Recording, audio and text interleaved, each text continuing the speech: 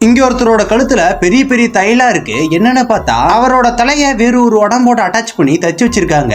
அதனால இப்ப இவரால சரியா நடக்க கூட முடியல. நார்மலா இவரு மிகப்பெரிய ஒரு ஆர்டிஸ்டா இருப்பாரு. இப்ப இந்த உடம்ப வச்சு இவரால சரியா வரைய கூட முடியல. இவர் ஒரு பக்கம் இழுத்து வரைஞ்சா அது கோணையா போகுது. அதனால ரொம்ப கோவப்பட்டு இப்ப இவர் வரைஞ்சிட்டு இருந்த டேபிளையும் தூக்கி விசிறிடுறாரு. அந்த டேபிளுமே ரொம்ப பறந்து போய் இவர் வீட்டு கண்ணாடியை உடைச்சிட்டு வெளியில போய் விழுவுது. இவருமே ஆச்சரியமா போய் பாக்குறாரு. இவ்வளவு பெரிய டேபிள ஈஸியா தூக்கி வீசுற அளவுக்கு இவருக்கு எப்படி ஸ்ட்ரென்த் கிடைச்சிச்சுன்னு சுத்தமா புரியல.